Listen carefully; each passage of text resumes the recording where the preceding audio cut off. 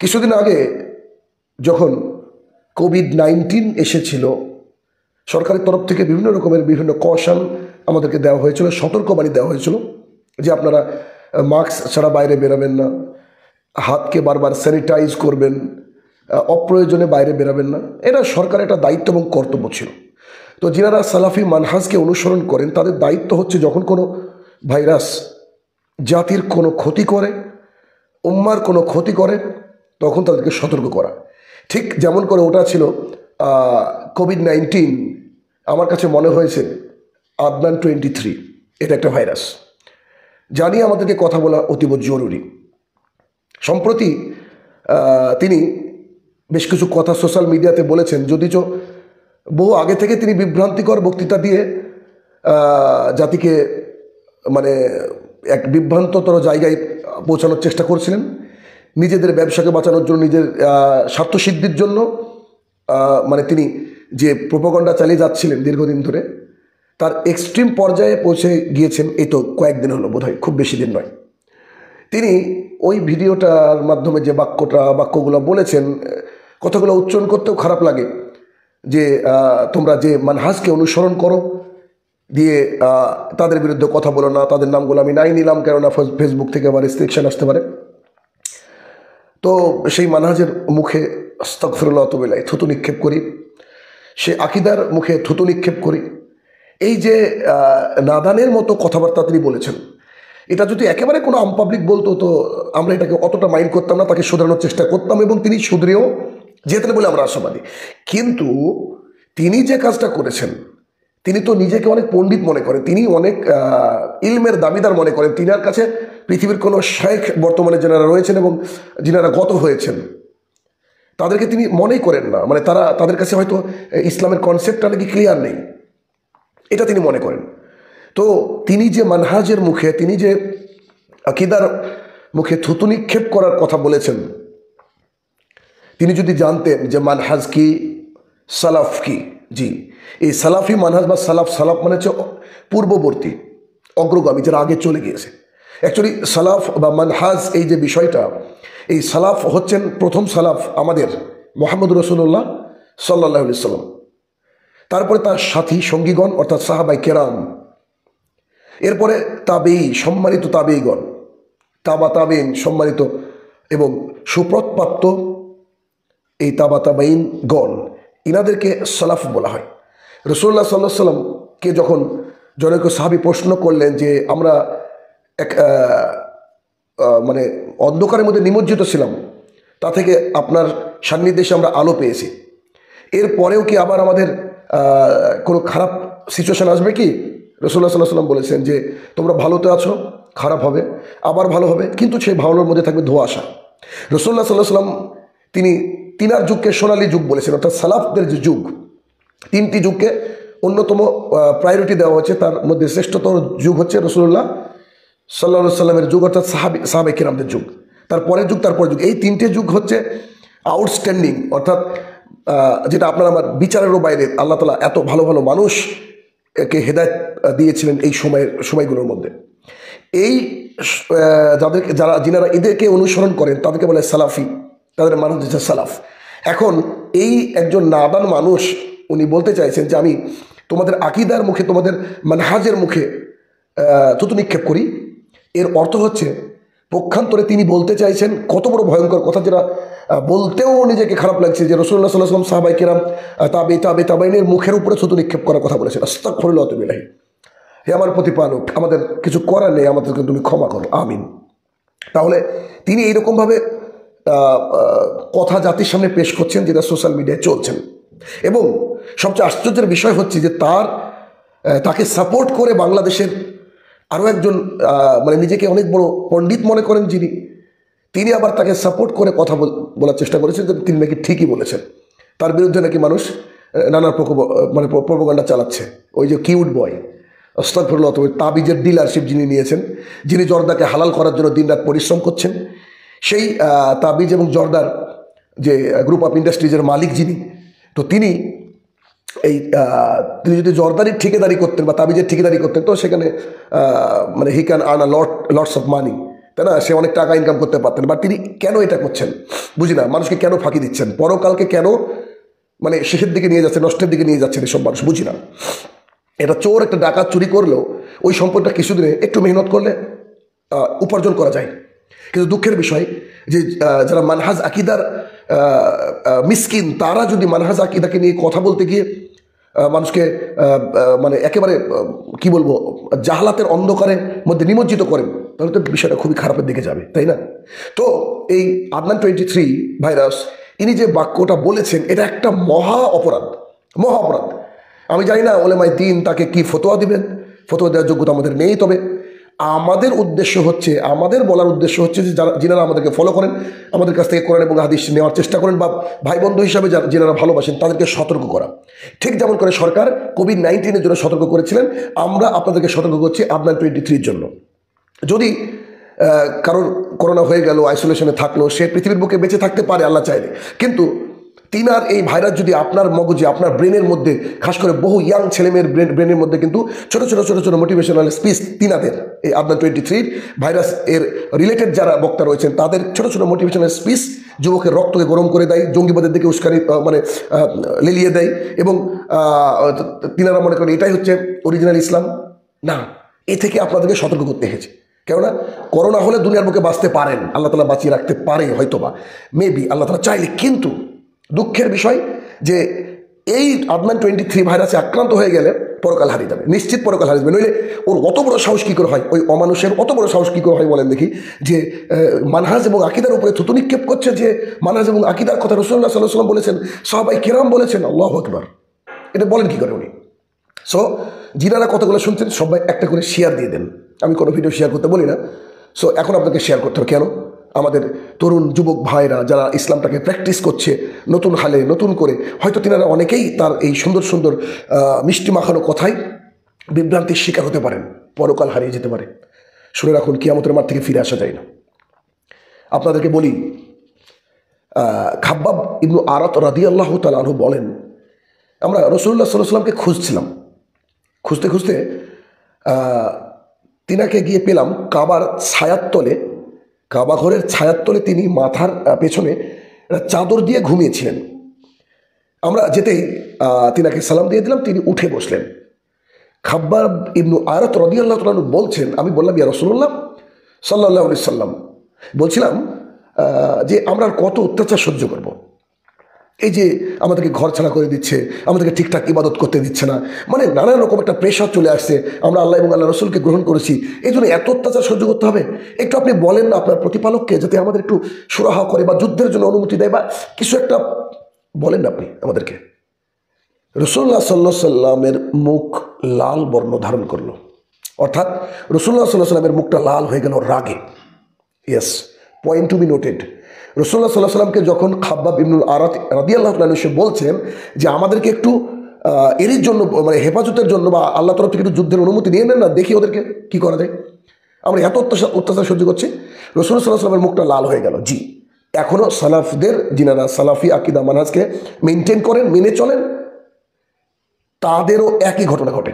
দেখেন হাদিসটা, আপনি যারা মনে হচ্ছে এই আদনান 23 জন্যই হাদিসটা মনে হচ্ছে, দেখেন একটু খেয়াল করেন ভালো করেন হাদিসটা, আমি শেষ করি।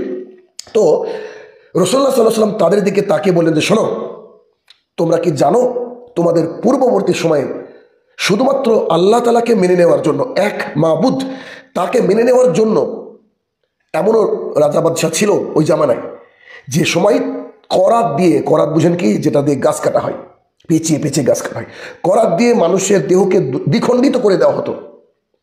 তবু তারা বিচলিত হয়নি, তবু তারা ইমানদারিতার পথ থেকে সরে আসেনি, তবু তোমাদের মতো ব্যতিব্যস্ত হয়নি। একজন সাহাবীকে বলছেন সর্বশ্রেষ্ঠ মানব।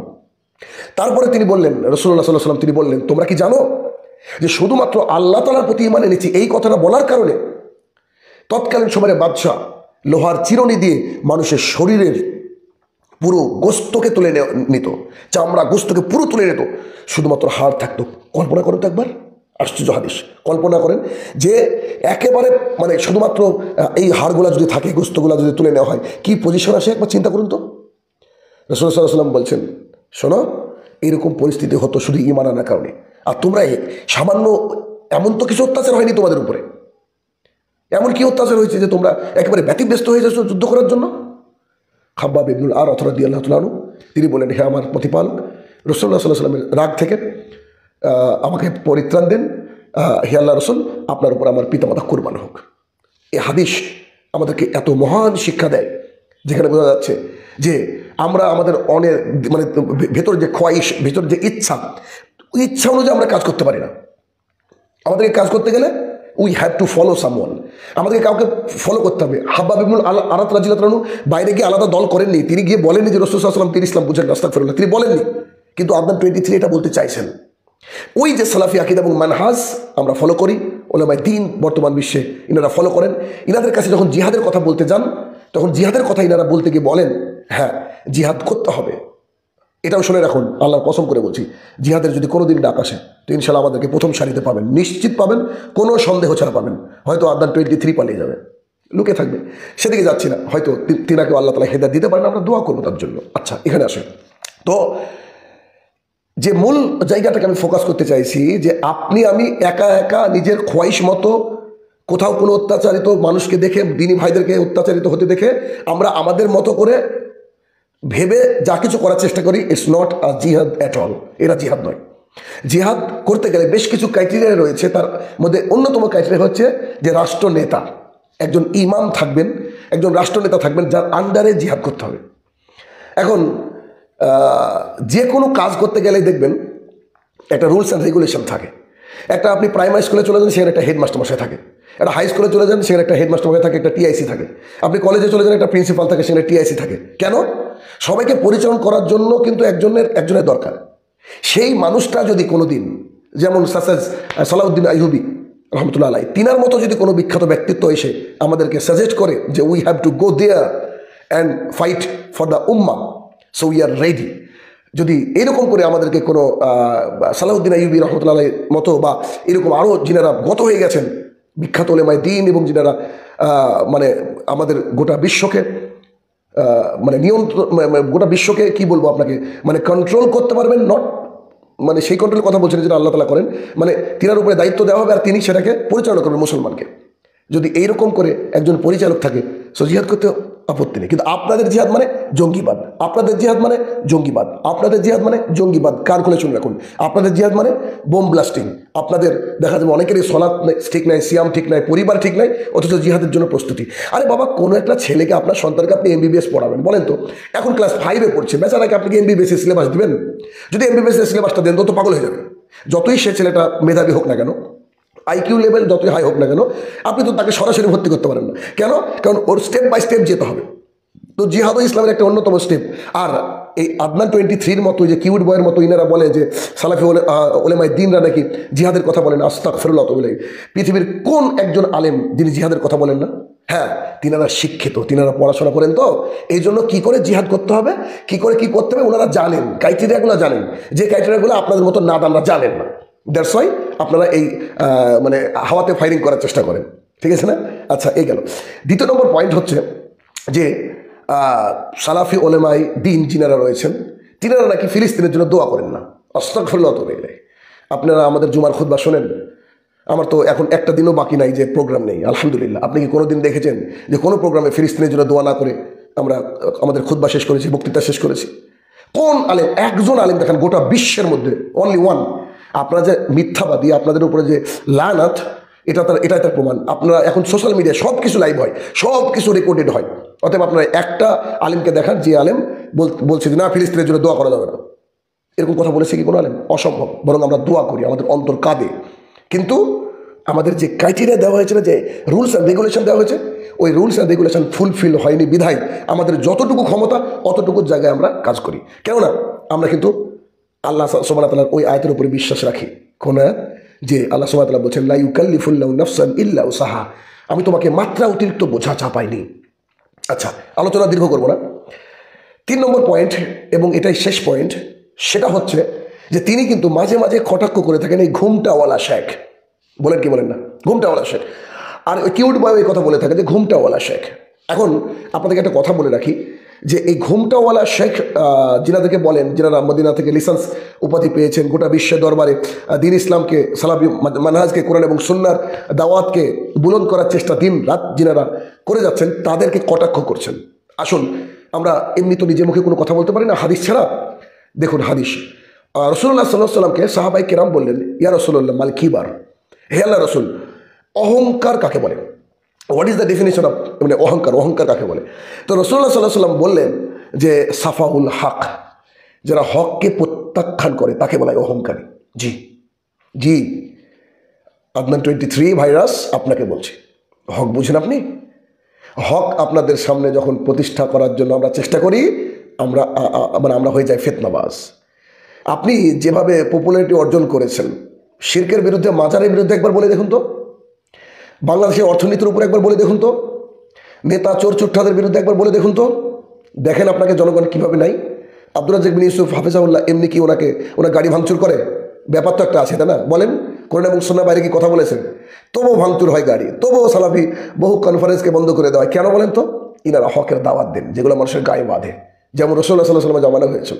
তো সাফাউল হক, যারা হককে প্রত্যাখ্যান করে, জি, তাবিজ ঝুলানো শিরক।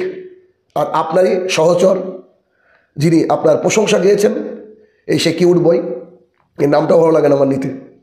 তো এ আবার কি বলে, আপনাকে সাপোর্ট করছে, ভাইরাসকে আবার সাপোর্ট করছে। নিয়েছেন তাবিজের ডিলারশিপ নিয়েছেন, চিন্তা করেন।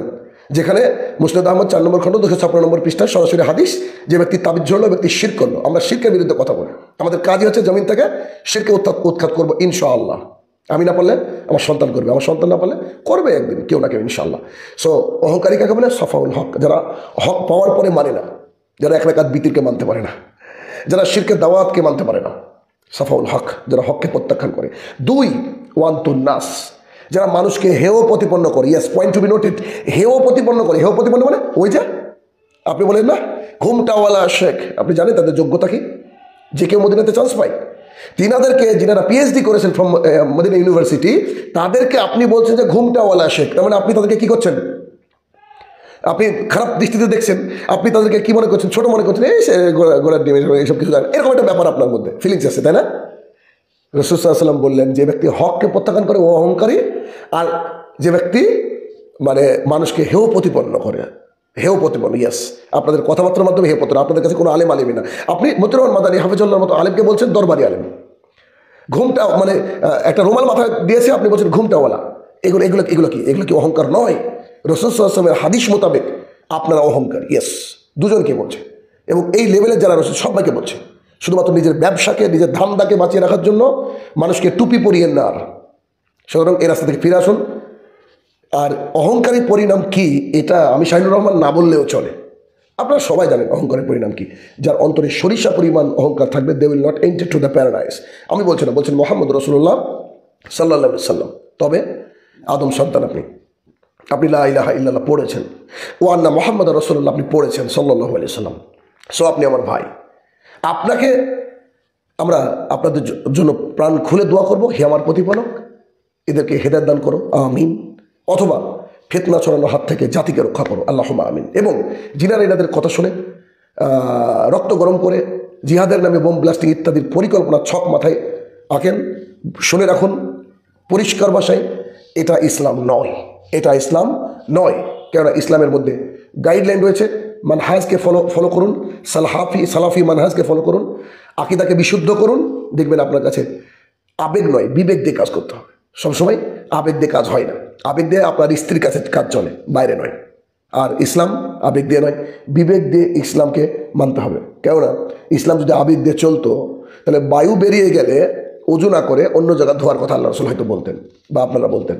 কথা বুঝে আসে কিনা আমার, আশা করছি বুঝতে পেরেছেন। সুতরাং আসুন আমরা কোরআন এবং সুন্নাহর যারা দাওয়াত দেয়, যে সালাফি মানহাজের আলেম উলামায়ে দ্বীন, তাদেরকে সম্মান করে, তাদেরকে ভালোবাসি, তাদের সাথে থাকি। কেননা যাদেরকে ভালোবাসবেন তাদের সাথে কিয়ামতের মাঠে উঠবেন, এবং এই প্রোপাগান্ডা থেকে দূরে থাকুন। এবং লাস্ট কথা, অবশ্যই এই আদনান 23 ভাইরাসের জন্য সবাই খাস করে দোয়া করবেন, যাতে করে আল্লাহ তাআলা তাকে হেদায়েত দান করে, আমিন। এবং তার অনুসারী যারা আছে, আল্লাহ তাআলা যেন সবাইকে হেদায়েত দান করে, আমিন। আসসালামু আলাইকুম ওয়া রাহমাতুল্লাহি ওয়া বারাকাতুহু।